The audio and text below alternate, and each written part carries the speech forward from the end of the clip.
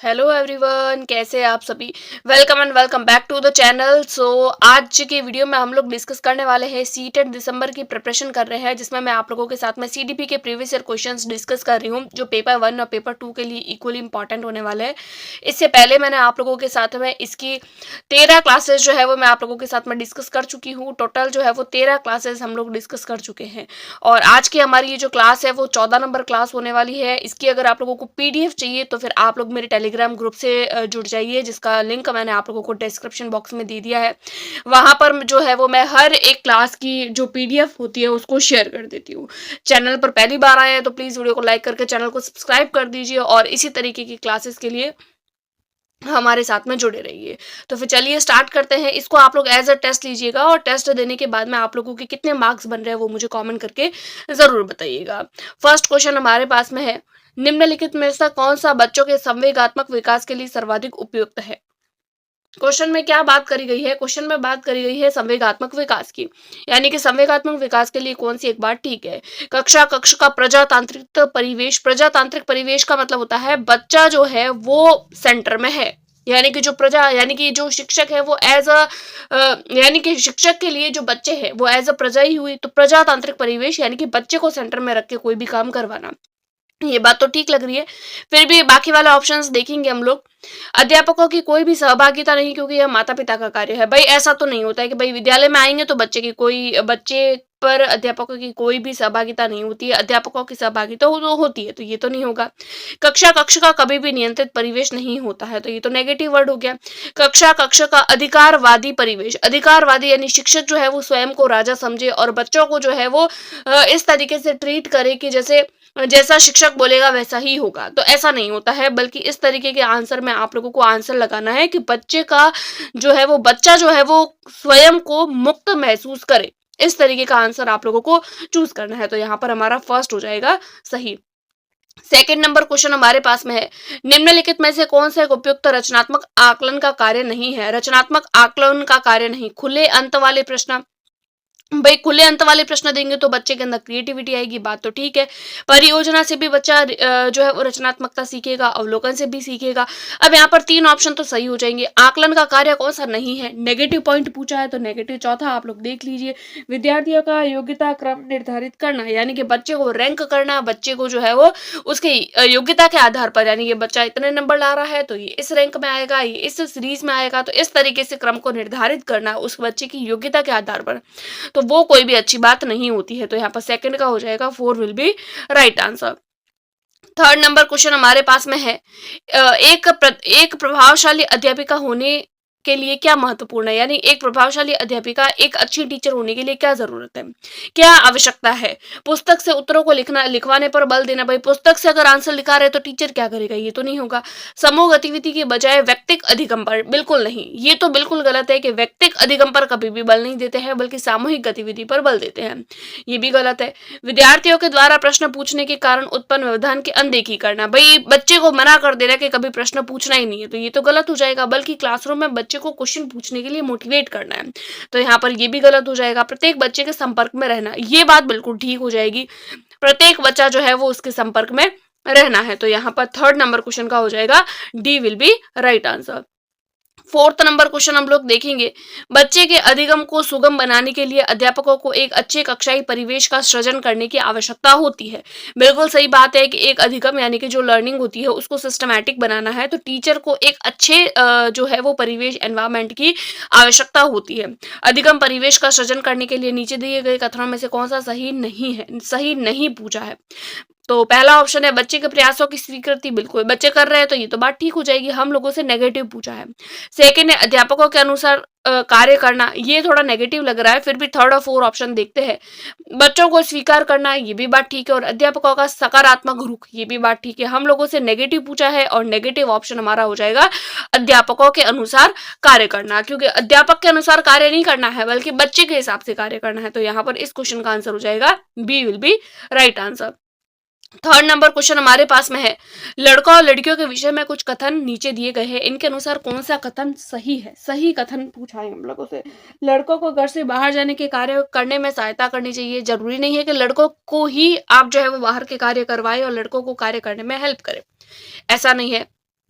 लड़कों को घर के कार्य में सहायता करनी चाहिए, बिल्कुल करनी चाहिए। अगर हम जेंडर बायसनेस को खत्म करना चाहते हैं तो हम लोगों को यही करना है कि लड़कों को भी घर के कार्य में हेल्प करने में उनको मोटिवेट करें।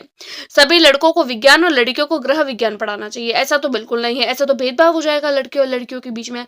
लड़कियों को घर के कार्यों में सहायता करनी चाहिए, ये भी गलत है। हम लोगों को क्या करना चाहिए, लड़के को और लड़कियों को दोनों को ही बाहर के काम भी सिखाने चाहिए और घर के काम भी सिखाने चाहिए।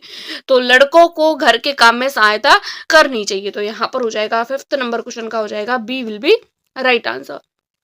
6th नंबर क्वेश्चन हम लोग देखेंगे, एक बच्चे की कॉपी में लिखने में विपरीत छवियां, दर्पण छवि आदि जैसी गलतियां होती है, यानी कि एक बच्चा है उसको लिखने में मिस्टेक होती है। इस प्रकार का बच्चा लक्षण प्रदर्शित कर रहा है, यानी कि बच्चे को क्या है, अधिगम में असुविधा है, सेकंड है अधिगम में असशक्तता है, तीसरा अधिगम में कठिनाई है या अधिगम में समस्या है। अब यहाँ पर अधिगम अधिगम काफी ऑप्शन में आ गया है। क्या पूछा है कि बच्चे को कॉपी में लिखने में विपरीत छवियां, दर्पण छवि आदि जैसी गलतियां मिलती है, यानी कि जो बच्चा है तो उसको क्या हो रही है कि उसको जो है वो लिखने में मिस्टेक हो रही है, तो वो क्या कर रहा है, तो वो जो है वो लिखने में असशक्त है, वो लिख नहीं पा रहा है। तो यहाँ पर 6th नंबर क्वेश्चन का हो जाएगा B will be right answer. Next question हम लोग देखेंगे 7th नंबर क्वेश्चन, शिक्षार्थियों के ज्ञान अर्जन में सहायता करने के क्रम में अध्यापकों को किस पर ध्यान केंद्रित करना चाहिए। पहला ऑप्शन है भाई शिक्षार्थी यानी बच्चे को ज्ञान अर्जन करने में हेल्प करनी है तो शिक्षक को क्या करना चाहिए, सुनिश्चित करना चाहिए कि शिक्षार्थी सब कुछ याद करे। भाई सब कुछ याद करे ऐसा तो नहीं हो सकता। शिक्षार्थी के द्वारा प्राप्त किए गए अंक, भाई अंक और ग्रेड ही अपने आप में नेगेटिव है, ये भी नहीं होगा। शिक्षार्थी को सक्रिय सहभागिता के लिए शामिल करना, ये बात तो ठीक है। अगला है शिक्षार्थी के द्वारा अधिगम की अवधारणाओं में कुशलता प्राप्त करना।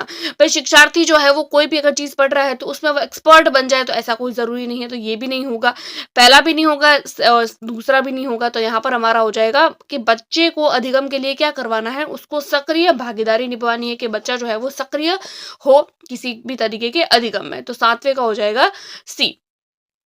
अगला क्वेश्चन है हमारे पास में, अध्यापक के दृष्टिकोण से प्रतिभाशालिता किसका संयोजन है, यानी प्रतिभाशालिता क्या होती है, उच्च योग्यता, उच्च क्रिएटिविटी और उच्च वचनबद्धता। बात तो ठीक है, फिर भी बेस्ट ऑप्शन देखते हैं। उच्च प्रेरणा, उच्च वचनबद्धता, उच्च क्षमता। उच्च योग्यता, उच्च क्षमता, उच्च वचनबद्धता, उच्च क्षमता, उच्च सृजनात्मकता, उच्च स्मरण शक्ति। तो यहाँ पर वैसे तो चारों ही ऑप्शन ठीक है, लेकिन बेस्ट ऑप्शन है उच्च योग्यता होनी चाहिए, उच्च क्रिएटिविटी और उच्च वचनबद्धता। तो यहाँ पर 8th नंबर क्वेश्चन का हो जाएगा A will be right answer. Next question हम लोग देखेंगे 9th number question. 9th number question हमारे पास में है, एक मिनट, हाँ 9th नंबर क्वेश्चन है, एनसीएफ 2005 के अनुसार गलतियां इस कारण महत्वपूर्ण होती है, यानी कि एनसीएफ के अनुसार गलतियां क्यों महत्वपूर्ण है।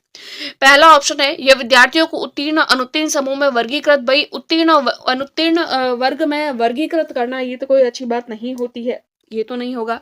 अध्यापक को बच्चों को डांटने के लिए एक तरीका, भाई बच्चों को डांटना ही नहीं है क्लासरूम में, ये भी नहीं होगा।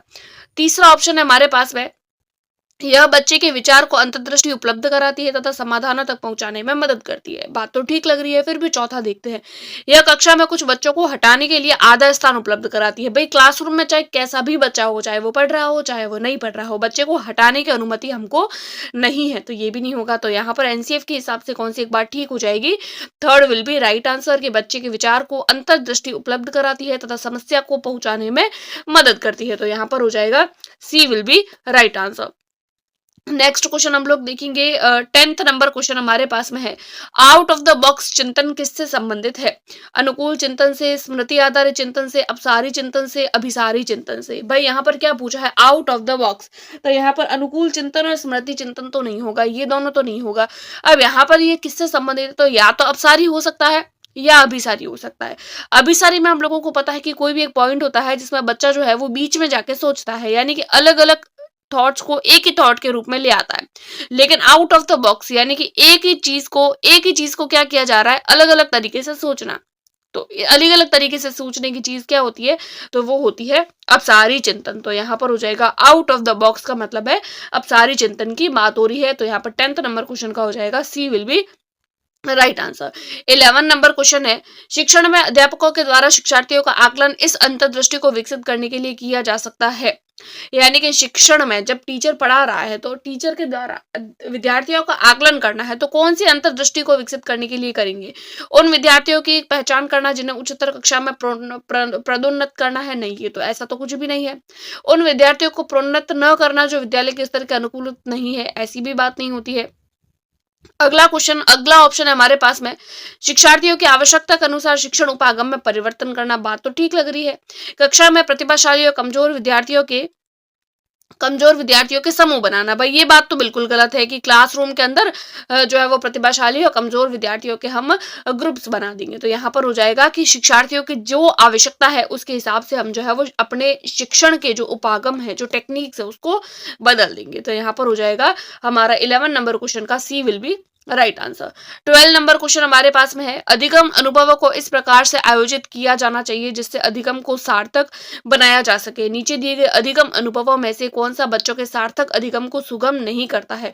यानी कि बच्चों के जो है वो सार्थक अधिगम करवाना है, और कौन सी एक बात है जो ठीक नहीं है, ठीक नहीं पूछी है। आप लोग ऑप्शन में देखिए, हम लोगों से ठीक नहीं पूछी है, कौन सी एक बात है जो ठीक नहीं है, नहीं पे ध्यान देना है। विषय वस्तु को केवल प्रश्न के याद करने के आधार पर पुनरावृत्ति, ये बात तो गलत है क्योंकि नहीं पूछी है तो यही सही हो जाएगी। फिर भी देखते हैं बाकी ऑप्शन।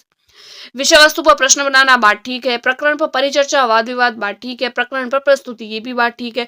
कौन सा एक काम नहीं करना चाहिए कि केवल याद करवाने के आधार पर ही उनकी रिवीजन करवाना, उनको पुनरावृत्ति करवाना। तो 12th नंबर क्वेश्चन का हो जाएगा A will be right answer. अगला क्वेश्चन देखेंगे 13 नंबर क्वेश्चन, बच्चों को शाब्दिक और गैर शाब्दिक दंड देने का क्या परिणाम होता है? शाब्दिक और गैर शाब्दिक दंड देने का क्या परिणाम होता है? ये उन्हें कार्य करने के प्रेरित करते हैं, उन्हें प्रेरित नहीं करते हैं बल्कि उन्हें डिमोटिवेट कर देते हैं। बच्चे की छवि की सुरक्षा करते हैं, ऐसा नहीं है भाई। बच्चे को डांटने से उसकी छवि की सुरक्षा कैसे होगी?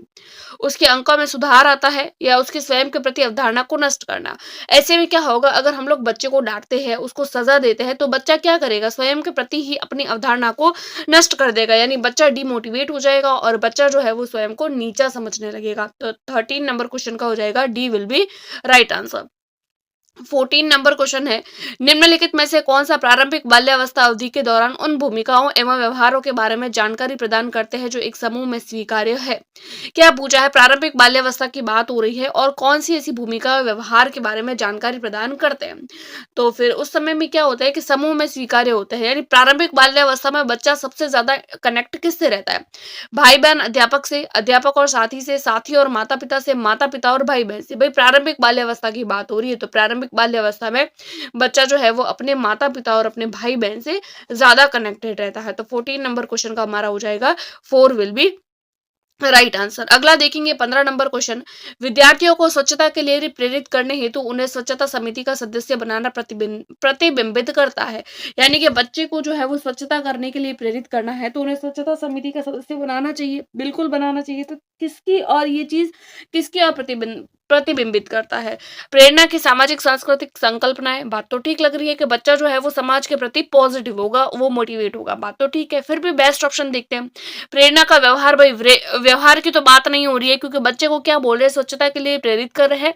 स्वच्छता समिति का सदस्य, जब उसको सदस्य बना देंगे तो वो समाज के प्रति जो है वो एक्टिव हो जाएगा। सेकंड नहीं होगा।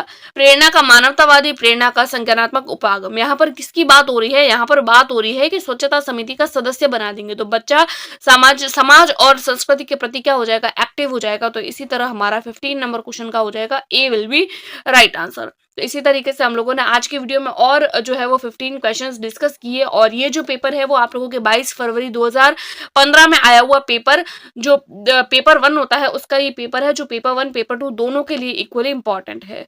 सो आज की वीडियो में हम लोगों ने टोटल 15 क्वेश्चंस डिस्कस किए। कोई भी क्वेश्चन में डाउट हो तो आप मुझे कॉमेंट भी कर सकते हैं, मुझे मेल कर सकते हैं, आप मेरे टेलीग्राम ग्रुप को ज्वाइन कर सकते हैं इसकी पीडीएफ और नोट्स प्राप्त करने के लिए। आज की वीडियो में इतना ही, मिलते हैं नेक्स्ट वीडियो में, तब तक के लिए टेक केयर, गुड बाय।